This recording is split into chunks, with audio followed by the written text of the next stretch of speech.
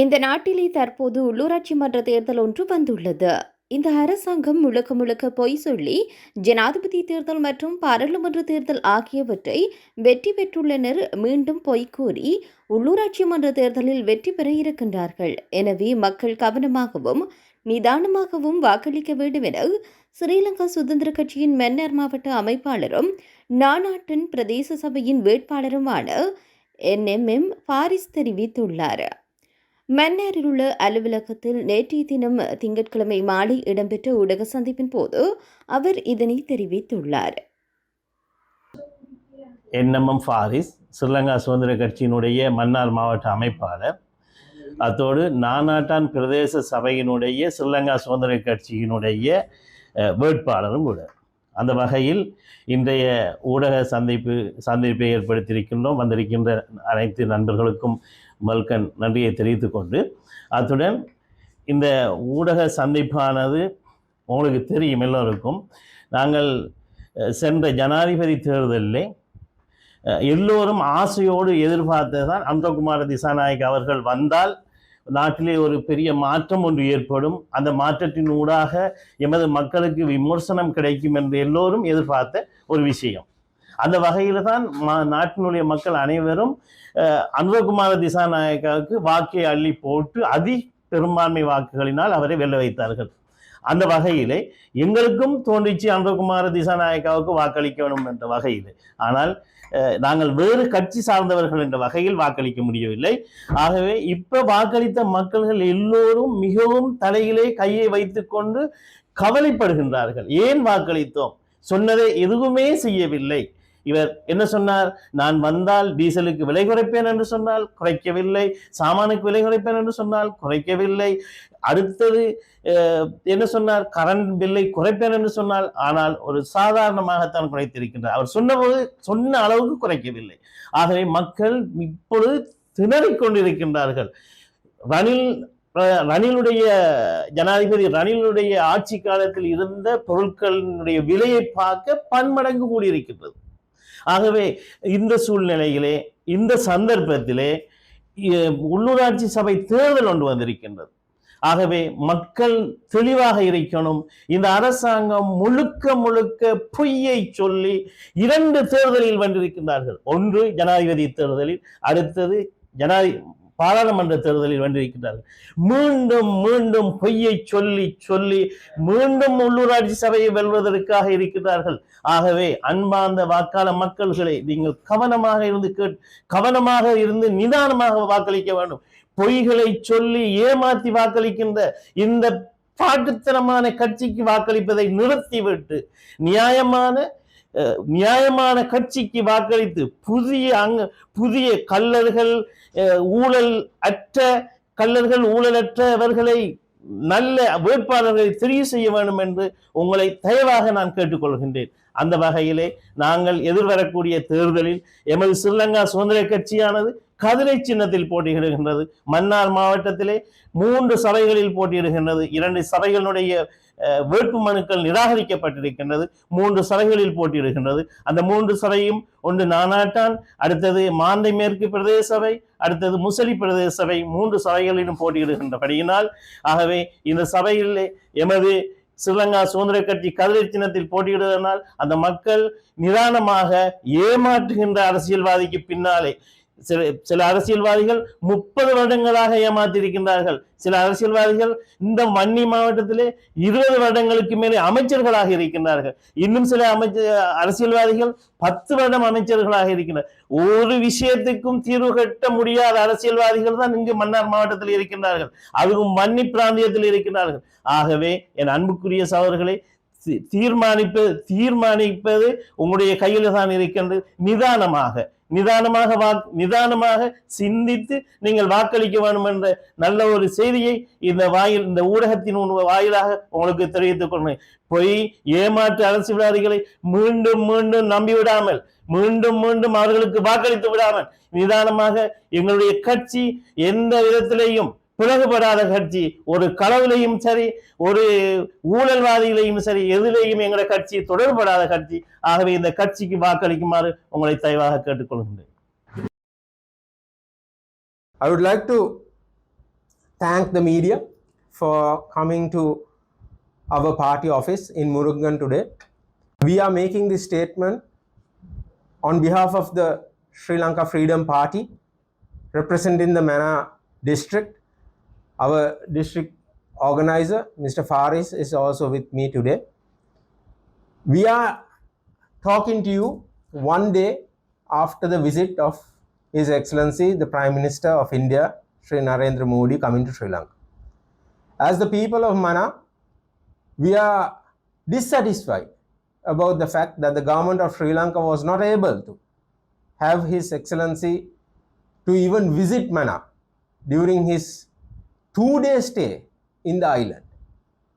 It is sad because we know that getting an opportunity of getting a global leader like Mr. Modi to come to this country is something that we should make the maximum use out of. But other than the fact that there was fanfare, other than the fact that there was dinners and just media attractions happening, where this government is trying to harp on the fact that the Prime Minister of India had a selfie taken with him inside the car. This government has achieved nothing, I would say nothing, from the visit of the Prime Minister. All the projects that were inaugurated were all projects that were started by the joint governments of the SLFP. It is saddening to see that, especially we representing the Mana people, it is saddening to see that the Indian investments which we were looking forward to, the General Secretary of our party, Honorable Duminda Dissanayaka, at his time when he was the Minister of Power and Energy, was able to work closely with the Indian investors and convince them to come and invest in Mana for renewable energy. But we are saddened by the fact that that investment has been scrapped. The loss is for the people of Mana and the people of Vani. We were looking forward to seeing a boost in employment of about over 1,000 jobs to be created by this mega investment of the Adani Group. But today they have scrapped the project and left. The next that we were looking forward to was the leader of our party, the chairman, Honorable Nima Siripala Silva, during his tenure as the Minister of Port and Aviation. He started and he kick-started the expansion of the Mana Port. The cabinet has approved it. We have gone into the second stages have started. Already we are waiting for the companies to come and to bid for the expansion. But since the government has changed, since this new government has taken over, it is saddening to note that not an inch of paperwork has gone forward. The papers are where they have been left by Honorable Nima Siripala, and it is unfortunate, I believe, that the way things are going, until Honorable Nima Siripala takes up matters to his hands again, I think the paperwork will just be lying there. It is saddening to say that even after the Prime Minister's visit, Honorable Narendra Modi's visit, we have still not got a serious communique from the government explaining what was discussed at the bilateral meetings, what was brought forward, what was offered by the government of Sri Lanka, what was requested. Nothing has been given. And it is saddening that a world leader like Sri Narendra Modi visited our country and he left with Sri Lanka empty-handed. This is not what we expected. The Pamban Bridge was opened by His Excellency today. It is just a few kilometers from here. If we just took a boat to the middle, we would have been able to witness the function there. But unfortunately, development has come to the doorsteps of Mana, but this government has not been able to take it from there to us. So we are deeply saddened by this fact, And we kindly request the government to not give away these golden opportunities to the people of Mana, to the people of the Vani. Please make use of these offers of friendship from the Indian government. Take use of it. We as the Sri Lanka Freedom Party will be in holding hands with the people of this area of the Vanni, and I myself as the district leader and my organizers will work towards achieving it. And we believe that during the upcoming local government elections, we have to start somewhere. We will start small. The people of the Vanni will also understand that words have to be turned into action, and that for the past decades, politicians of this area have only been giving the people of this area words. That's all that they received. They did not get action. So it is high time that the people of the Vanni and the people of Mana specifically are given the opportunity to make use of their natural resources and the natural location that they have in this country, so that they will be able to get the maximum benefit of our friendships and our neighbors. And we look forward to working closely with the government of India and expecting more support and a more friendly foreign policy and a more responsible government to work with, where we will be able to get the best out of what is offered to us. Thank you. MPP past they are saying who is a thief of the country, they are arrested, but still not arrested. Everyone going to only courts and produce, after that they are get a bail. And also the Namal also said there is a money for the Uganda. So the government also told us we are getting the money from Uganda, but still they didn't get any money from foreign. So the government still not work. The price is also increased. So everything is failed. So what is the opinion for you for the No, actually, wait. 1, 2, ඇතර ඔබතුමාලා අහන මේ ප්‍රශ්නය මම හිතන්නේ සාධාරණයි. මොකද අපි කියන්නේත් ඒකයි. අපි කියන්නේත් අපි මේ බොරුවට තිතක් කියමු. මේකේ බොරුව විතරයි යන්නේ. අපිට කිව්ව බොරු ටික අපි විශ්වාස කරාම ඇත්තටම ශ්‍රී ලංකා නිදහස් පක්ෂයේ වන්නි දිස්ත්‍රික්කේ නායකයා හැටියට මටත් හිතුණා. ඒ දවස්වල කට උල් කර කර අනුර කුමාර දිසානායක සහෝදරයා මෙහෙම කර කර අර අමුතු ඇක්ෂන් එකක් දාගෙන අත කරකෝ ඒ විදිහට ලස්සනට කියනකොට අපිටත් හිතුණා යකෝ මාලිමාවට කතරයක් ගැහුවා නම් හොඳයි නේ කියලා. හැබැයි අද මොකද්ද වෙලා තියෙන්නේ? අද හැම දෙයක්ම නිකන් හයිය පමණයි. අන්තිමේදී බොරු කියලා ගොඩනගපු මහා බොරුවක ප්‍රතිඵලයක් හැටියට අද කිසි දෙයක් නැහැ. ඔබතුමා අහපු ප්‍රශ්නේ සාධාරණයි. නාමල් රාජපක්ෂ එනවා, ප්‍රකාශයක් දෙනවා, ගෙදර යනවා. ඒ මනුස්සයත් කියනවා. ඒ මනුස්සයත් එළියට ඇවිල්ලා මොකද නාමල් රාජපක්ෂ කියන්නේ? නාමල් රාජපක්ෂ දැන් මම අද දැක්කා. අද නාමල් රාජපක්ෂයෙන් ඇවිල්ලා ප්‍රකාශයක් අරගෙන තිනවා CID එකෙන්. අහලා තිනවා එයාගේ මල්ලි යෝෂිත රාජපක්ෂ කියලා තිනවා එයාගේ ආච්චි තමයි ඩේසි ෆොරස්ට් කියලා. දැන් අයියා වෙච්ච නාමල් රාජපක්ෂ කෙනුත් අහනවා ඔයාගේ තාච්චි ඩේසි ෆොරස්ට්ද කියලා. යකෝ ඉතින් මොකද්ද ඒකේ තේරුම? හරි. ඉතින් ඒකෙන්ද නිකන් අර මාධ්‍ය සංදර්ශනයක් ඇති කරන්න අවශ්‍යතාවයට හරි මෙයාවත් ගෙනාව අපි මෙයාවත් ගෙනාව කියලා කියන්න නිකන් මේකක් කරන්න. හැබැයි ඊට වඩා අපි ඊට වඩා බලාපොරොත්තු වෙන්නේ රජයක් ප්‍රශ්න වලට විසඳුම් දෙන්න ඕන. කයිය විතරක් කරගෙන ඉස්සරහට යන්න පුළුවන් ගාන අඩුයි. ඒකින්ද මම ඒකයි කියන්නේ මේ අවස්ථාවෙත් අපිට කියන්න තියෙන්නේ මෙන්න මෝදි අග්‍රාමාත්‍යතුමාගේ ගමනේ මෝදි අග්‍රාමාත්‍යතුමා නෙමෙයි අපිට පිටරට තියෙන ක්‍රිකට් ටීම් එකක් ආවත් හරි ඒ සිකියුරිටි එක දෙනකොට බයික් ටික යනවා වාහන පෙළපාලිය යනවා හරි එතකොට ඒගොල්ලෝ ඇවිල්ලා බැටිං කරනකොට ඒ රටේ මිනිස්සු ඇවිල්ලා චියර් කරනවා හරිද එතකොට ඊට පස්සේ මේ රාජ්‍ය නායකයෝ ගෙනල්ලා ඉවරලා හොඳ කෑම වේලක් කනවා හරිද එතකොට අපේ හමුදාවේ තියෙන හොඳ බෑන්ඩ් එක ගෙනල්ලා ගහනවා ඒව නෙමෙයි ජාත්‍යන්තර සබඳතා කියන්නේ අපි අහන්නේ ඒකයි අපි අහන්නේ කයිය එපා කරපු වැඩේ කියන්නේ හරි මේ මහින්ද මහත්තයා කාලේ අස්සම් කරපු ඊට පස්සේ රනිල් වික්‍රමසිංහ ජනාධිපතිතුමා මේ ඇවිල්ලා ඉවරලා කතා කරලා ඉවර කරපු කෝච්චි පාර විවෘත කරා. හරි. එතකොට දුමින්ද දිසානායක ඇමතුමාලා කරලා වැඩ කරලා ඔක්කොම කරලා ඉවර කරපු සම්පූර්ණ වල තිබිච්ච සෝලර් පවර් ප්ලාන්ට් එක කොළඹ ඉඳන් රිමෝට් එකෙන් විවෘත කරා. හරිද? එතකොට අපි අපේ රජය විසින් වැඩ පටන් ගත්ත දඹුල්ල මේ කලෙක්ෂන් සෙන්ටර් එක ඒක මෝදි මහත්තයා පටන් ගත්තා.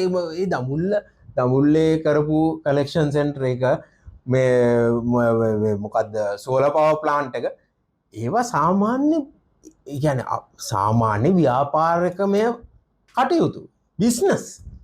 හරි. ඒක නෙමෙයි අපි අහන්නේ. අපි අහන්නේ රටට මොකද්ද ගෙනාවු ප්‍රතිඵලය?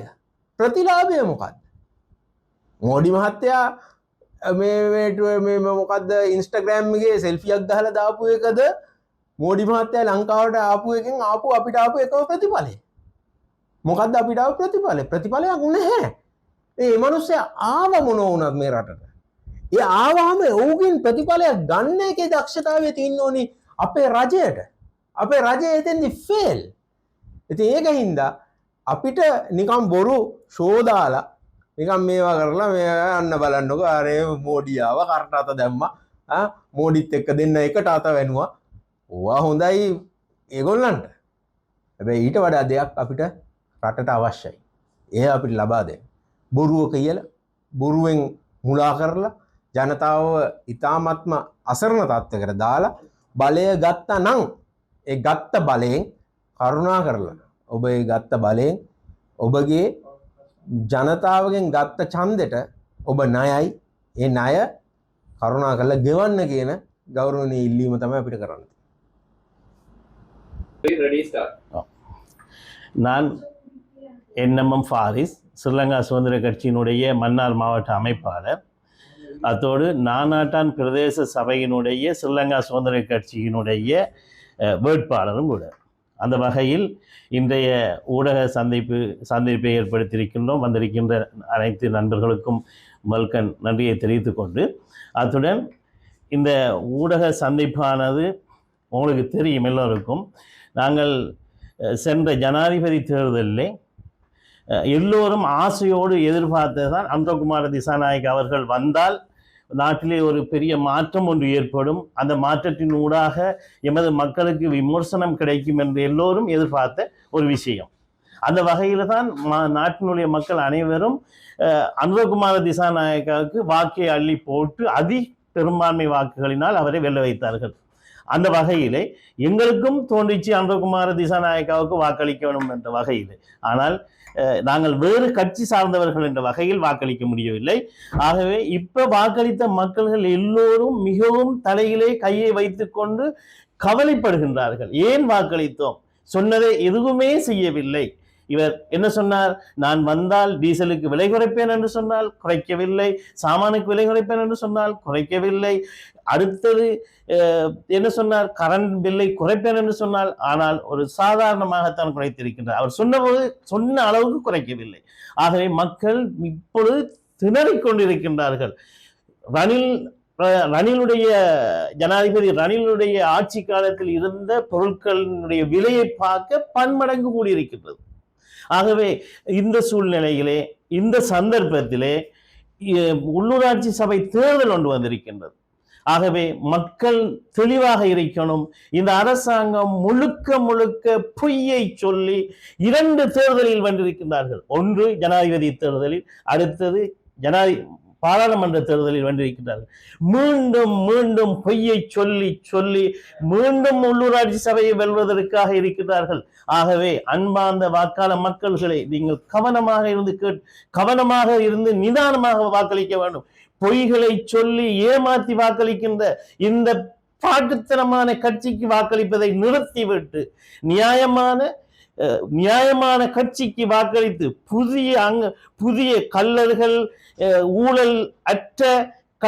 ஊழலற்றவர்களை நல்ல வேட்பாளர்களை தெரிவு செய்ய வேண்டும் என்று உங்களை தயவாக நான் கேட்டுக்கொள்கின்றேன். அந்த வகையிலே நாங்கள் எதிர்வரக்கூடிய தேர்தலில் எமது ஸ்ரீலங்கா சுதந்திர கட்சியானது கதிரை சின்னத்தில் போட்டியிடுகின்றது. மன்னார் மாவட்டத்திலே 3 சபைகளில் போட்டியிடுகின்றது. 2 சபைகளுடைய வேட்பு மனுக்கள் நிராகரிக்கப்பட்டிருக்கின்றது. 3 சபைகளில் போட்டியிடுகின்றது. அந்த 3 சபையும் ஒன்று நானாட்டான், அடுத்தது மாந்தை மேற்கு பிரதேச சபை, அடுத்தது முசலி பிரதேச சபை, 3 சபைகளிலும் போட்டியிடுகின்றபடியினால் ஆகவே இந்த சபையில் எமது ஸ்ரீலங்கா சுதந்திர கட்சி கதிரை சின்னத்தில் போட்டியிடுவதனால் அந்த மக்கள் நிதானமாக ஏமாற்றுகின்ற அரசியல்வாதிக்கு பின்னாலே சில அரசியல்வாதிகள் 30 வருடங்களாக ஏமாற்றியிருக்கின்றார்கள். சில அரசியல்வாதிகள் இந்த மன்னி மாவட்டத்திலே 20 வருடங்களுக்கு மேலே அமைச்சர்களாக இருக்கின்றார்கள். இன்னும் சில அரசியல்வாதிகள் 10 வருடம் அமைச்சர்களாக இருக்கின்றனர். ஒரு விஷயத்துக்கும் தீர்வு கட்ட முடியாத அரசியல்வாதிகள் தான் இங்கு மன்னார் மாவட்டத்தில் இருக்கின்றார்கள். அதுவும் மன்னி பிராந்தியத்தில் இருக்கின்றார்கள். ஆகவே என் அன்புக்குரிய சகோதரர்களை, தீர்மானிப்பது உங்களுடைய கையில் தான் இருக்கின்றது. நிதானமாக சிந்தித்து நீங்கள் வாக்களிக்க வேண்டும் என்ற நல்ல ஒரு செய்தியை இந்த ஊடகத்தின் வாயிலாக உங்களுக்கு தெரிவித்துக் கொள்கிறேன். பொய் ஏமாற்று அரசியல்வாதிகளை மீண்டும் நம்பிவிடாமல், மீண்டும் அவர்களுக்கு வாக்களித்து விடாமல் நிதானமாக எங்களுடைய கட்சி எந்த விதத்திலேயும் பிளவுபடாத கட்சி, ஒரு களவிலையும் சரி, ஒரு ஊழல்வாதிகளையும் சரி, எதிலையும் எங்களுடைய கட்சி தொடர்படாத கட்சி. ஆகவே இந்த கட்சிக்கு வாக்களிக்குமாறு உங்களை தயவாக கேட்டுக்கொள்கின்றேன்.